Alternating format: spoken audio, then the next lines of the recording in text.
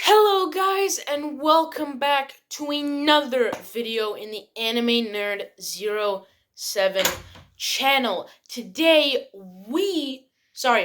I am going to be reading to you viewers out there chapter 4 of Harry Potter and the Philosopher's Stone, The Keeper of the Keys. Now, last time we read chapter 3 and we got a very shocking ending when a mysterious stranger just banged on the door and broke it down.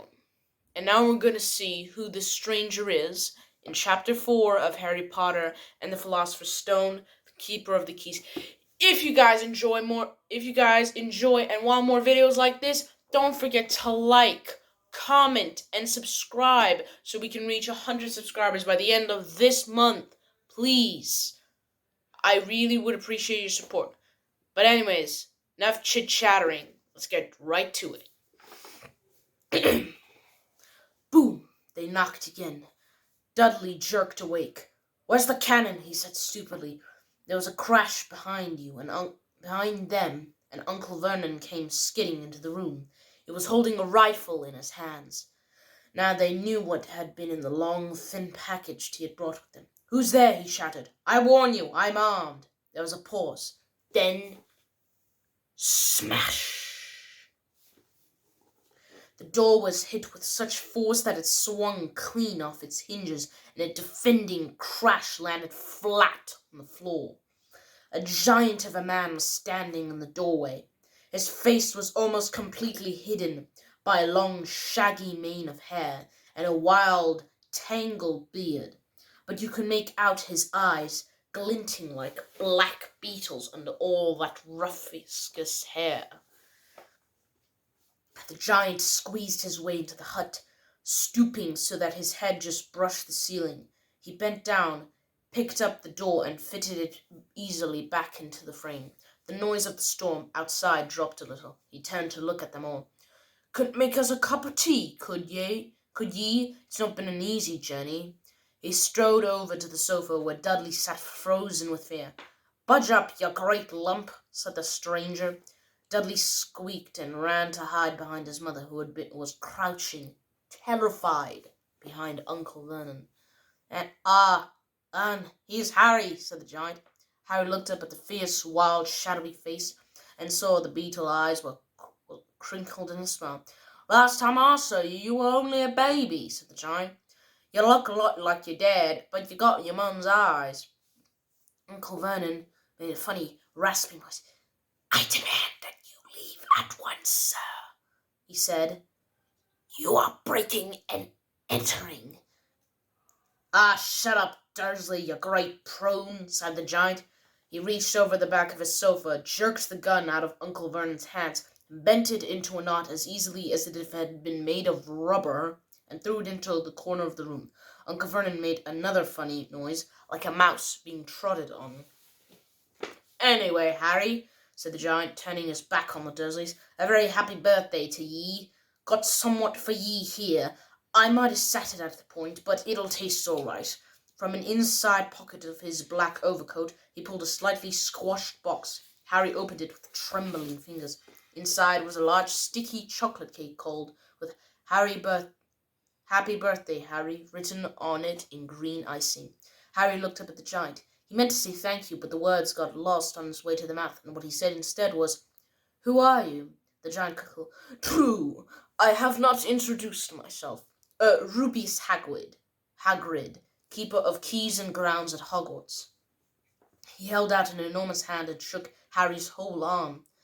"What about the tea, then, eh?" he said, rubbing his hands together. "I've not say no terse summat stronger if ye got it, mind." His eyes fell out on the empty gate with the shriveled crisp packets in it, and he snorted. He bent down over the fireplace. They couldn't see what he was doing, but when he drew back a second later, there was a roaring fire there. It filled the whole damp hut with flickering light, and Harry felt the warmth wash over them as if he had been sunk into a very hot bathtub. The giant sat back down on the sofa, which sagged under his weight, and been talking all sorts of things out of the pocket of his coat.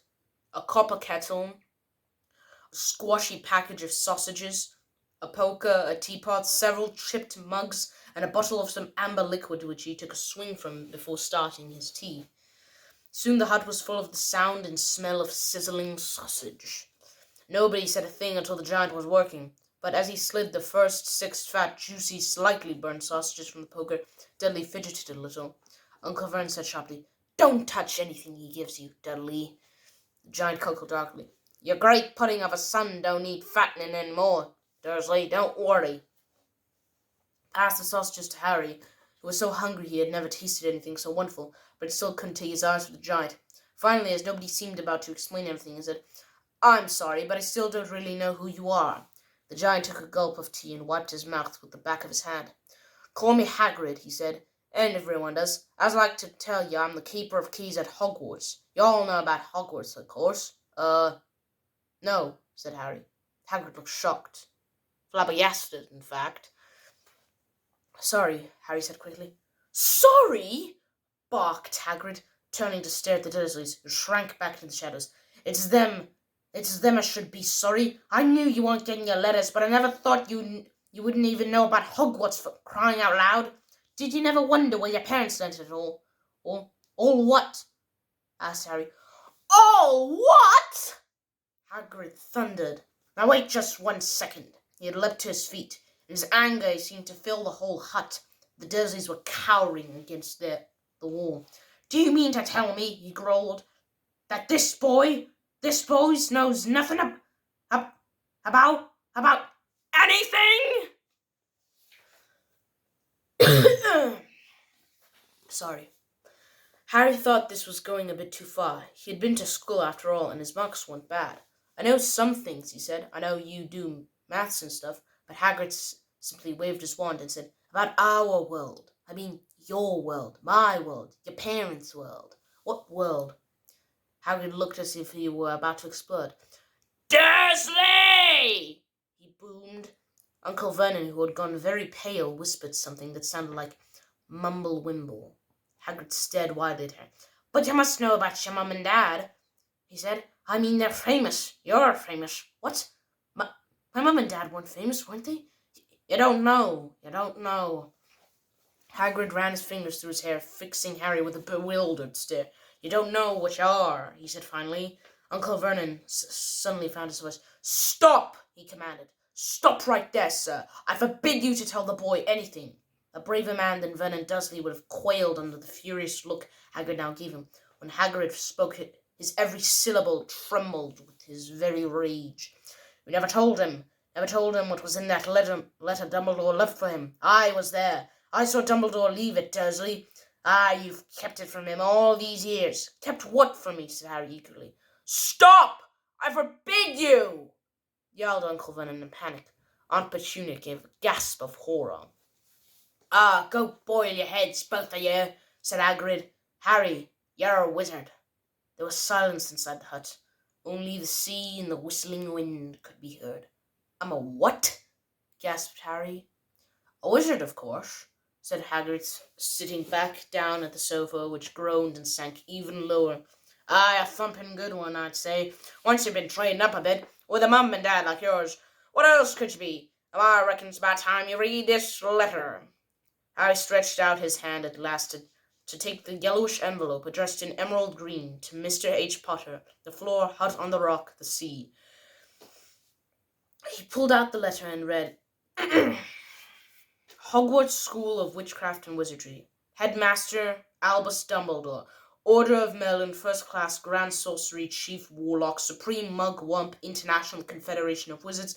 Dear Mr. Potter, we are pleased to inform you that you have a place at Hogwarts School of Witchcraft and Wizardry. Please find enclosed a list of all necessary books and equipment. Term begins on 1st of September. We await your owl by no later than the 31st of July. Yours sincerely, Minerva McGonagall, Deputy Headmistress." Questions exploded inside Harry's head like fireworks, and he couldn't decide which one to ask first. After a few minutes, he stuttered, "What does it mean they await my owl?"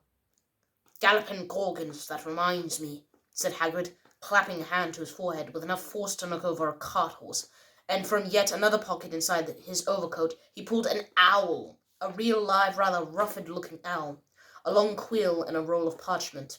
With his tongue between his teeth, he scribbled a note, which Harry could read upside down. Dear Mr. Dumbledore, given Harry his letter, taking him to buy his things tomorrow. Weather's horrible. Hope you're well, Hagrid.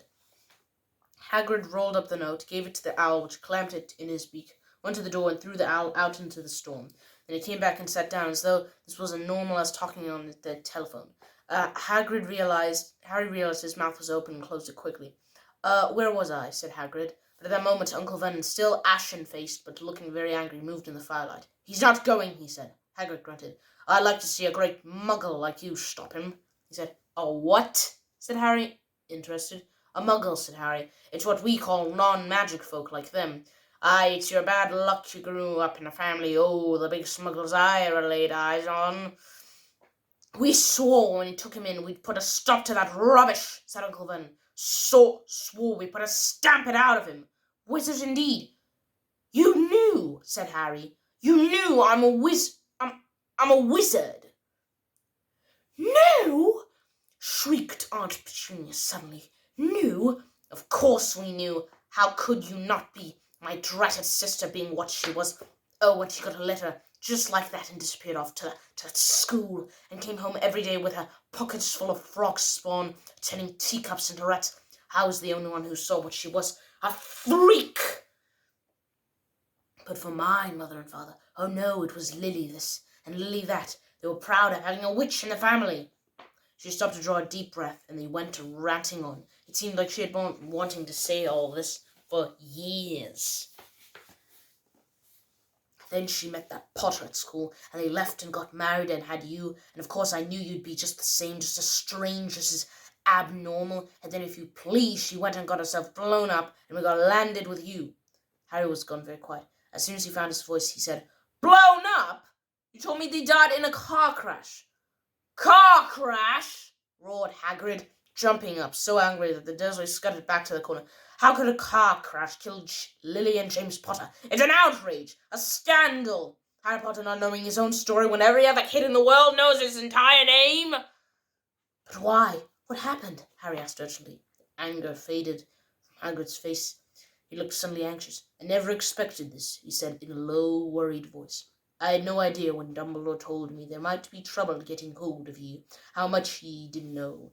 Harry, I don't know if I'm the right person to tell ye, but someone's got. You can't go off to Hogwarts not knowing.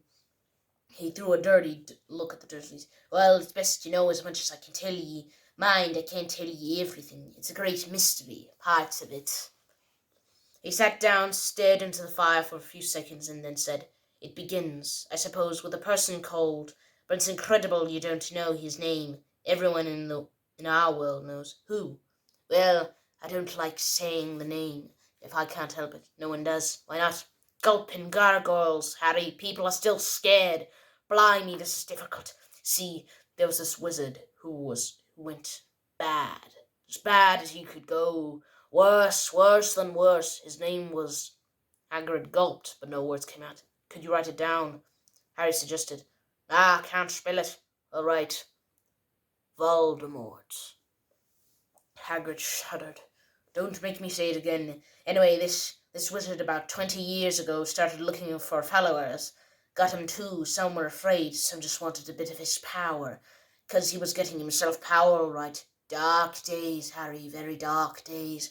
Didn't know who to trust. Didn't dare get friendly with strange wizards or witches. Terrible things happened. He was taking over. Of course, some stood up to him. Aye, he killed them. Horribly. One know the safe places left was Hogwarts. Reckon Dumbledore's the only one you know who was afraid of. Didn't dare try talking to school, not just then, anyway. Now your mum and dad were as good as a witch and wizard I ever knew. Head boy and girls of Hogwarts in their day. Suppose the mystery is why you know who never tried to get them on his side before. Probably knew they were too close to Dumbledore to want anything to do with the dark side. Maybe he thought he could persuade him. Maybe he just wanted him all out of the way. All anyone knows is he turned up in the village where you were all living on Halloween 10 years ago. You were just a year old. He came to your house and Hagrid suddenly pulled out a very dirty spotted handkerchief and blew his nose with a sound like a foghorn. Sorry, he said, but that's sad. You knew your mum and dad, nicer people, you couldn't find any. You know who killed them. This is the real mystery of the thing. He tried to kill ye too. Wanted to make a clean job of it, I suppose, or maybe just like killing by them, but he couldn't do it. Never wondered how you got that mark on your forehead? That was no ordinary cut. That's what when you get a powerful evil curse touches ye. Took care of your mum and dad and your house, even, but it didn't work on you. Aye, that's why you're famous, Harry. No one ever lived after he decided to kill them. Except you, as he killed some of the best wizards of the age, the McKinkins, the Bones, the Preweets. You were only a baby, and you lived. Something very painful was going on in Harry's mind. As Hagrid's story came to a close, he saw again the blinding flash of green light, more clearly than he remembered it before, and he remembered something else for the first time in his life, a high, cold, cruel laugh. Hagrid was watching him sadly. Took ye from the ruined house myself on Dumbledore's orders, brought ye to this lot. Lord of all toss, said Uncle Vernon. Harry jumped. He had almost forgotten that the Dursleys were there. Uncle Vernon certainly seemed to have got back in the courage. He was glaring at Hagrid and his fists were clenched. Now you listen here, boy, he snarled. I accept there's something strange about you. Probably nothing a good beating wouldn't have cured. And as for all this is about your parents, well, they were weird, there's no denying it. The world's better off without them, in my opinion. Asked for all they got. Getting mixed up with these wizarding types, just what I expected. Always knew they'd come to a sticky end. But at that moment, Hagrid leapt from the sofa and drew a patterned pink umbrella from inside his coat, pointing this at Uncle Vernon like a sword. He said, I'm warning you, Dursley, I'm warning you. One more word. In danger of being speared at the end of the umbrella by a bearded giant, Uncle Vernon's courage failed again. He flattened himself against the wall and fell silent. That's better, said Hagrid, breathing heavily and sitting back down on the sofa, which this time sagged right down to the floor. Harry, meanwhile, still had questions to ask, hundreds of them. But what happened to you know who. Good question, Harry. Disappeared, vanished. Some night he tried to kill you. Makes you even more famous. That's the biggest mystery, see? He was getting more and more powerful. Why'd he go? Some say he died. God swallow up, in my opinion. Dunno if he had another human left in him to die. Some say he's still out there biding his time. But I don't believe it. People who were on his side come back to ours. Some then came out of kind of traces. Don't reckon they could have done it if it was come back. Most of us reckon he's still out there somewhere, but lost his powers. Too weak to carry on. There's something bad you finished him, Harry. There's something going on that night he hadn't counted on. I don't know what it was. No one does, but something about you stumped him all right. Hagrid looked at Harry with warmth and respect blazing in his eyes. But Harry, instead of feeling pleased and proud, felt sure there had been a horrible mistake. A wizard? Him? How could he possibly be? He spent his entire life being clowned by Dudley and bullied by Aunt Petunia and Uncle Vernon. If he really was a wizard, why had he been turned into Warty Coat? Tried to lock in the cupboard. If he had once defeated the greatest sorcerer in the world, how come Dudley had always been able to kick him around like a football? Hagrid, he said quietly, I think you must have made a mistake. I don't think I can be a wizard. To his surprise, Hagrid chuckled. Not a wizard, eh? Never made things happen when you were scared or angry? Harry looked in the fire. I couldn't think of it. Every odd thing that has made his aunt uncle furious with him had happened when Harry had somehow been set or angry. Chased by Dudley's gang, he had somehow found himself out of their reach, dreading going to school with that ridiculous haircut. He managed to make it grow back. And the very last time Dudley had hit him, hadn't he got his revenge without even realizing he had to be? Hadn't he set a boa constrictor on him? I looked back at Hagrid, smiling, and saw that Hagrid was positively being at him. See, said Hagrid, Harry Potter not a wizard. You wait, you'll be right famous at Hogwarts. But Uncle Vernon wasn't going to give in with that fight. Haven't I told you he's not going? He hissed. He's going to Stonewall High, and he'll be grateful. I read those letters and all needs of sort of rubbish, spell books and wands. If he wants to go, a great muggle like you won't stop him, growled Hagrid. Stop Lily and James Potter's son going to Hogwarts? You're mad. His name's been down ever since he was born. He's been off to the finest school of witchcraft and wizardry in the world. 7 years there and want to know himself. He'll be with youngsters of his sort for a change, as he'll be the greatest headmaster ever had. Albustum. I am not paying for some old crackpot old fool to teach you magic tricks, yelled Uncle Vernon. But he had finally gone too far. Hagrid seized his umbrella and waved it over his head. "Never!" he thundered. "Insult! Albus Dumbledore! In front of me!" He brought the umbrella swishing down the air to point at Dudley. There was a flash of violent light, a sound like a firecracker, a sharp sequel. In the next sound, Dudley was dancing on the spot with his hands clapped over his fat bottom, howling in pain. When he turned his back on them, Harry saw Curly Pig's tail poking through the hole in his trousers. Uncle Vernon roared, pulling on Petunia and Dudley into the other room. He cast one last terrified look at Hagrid and slammed the door behind him. Hagrid looked down at his umbrella, stroked his beard. "Shouldn't have lost me temper," he said ruefully, "but didn't work anyway. Meant to turn him into a pig, but I suppose he was so much like a pig anyway that it wasn't just left him to do." He cast a sideways look at Harry under his bushy eyebrows. "Be grateful if you didn't mention that to anyone at Hogwarts," he said. "I'm not supposed to do ye magic, strictly speaking. I was allowed to do a bit to follow ye and get your letters to and stuff. One of the reasons I was so keen to. Why aren't you supposed to do magic?" I said, "Oh well, I was Hogwarts myself, but I got expelled, to tell you the truth. In my third year, they snapped my wand in half and everything. But Dumbledore let me stay, and I'm a great keeper. Great man, Dumbledore." "Why were you expelled?" "It's getting late, and we've got lots to do tomorrow." "After Hagrid," said Hagrid loudly. "Got to get up to town. Get all your books on that." He took off his thick black coat and threw it to Harry. "You can nip under that," he said. "Don't mind if it wrinkles a bit. I think I got a couple of Dormic in one of the pockets." Okay, guys, unfortunately, that is the end of Chapter 4, The Keeper of the Keys, in Harry Potter and the Philosopher's Stone. I hope you guys enjoyed this video, and if you guys really enjoyed this video, like, comment, and subscribe. And next video, I will reach you Chapter 5 of Harry Potter and the Philosopher's Stone, Diagon Alley. Anime Nerd 7.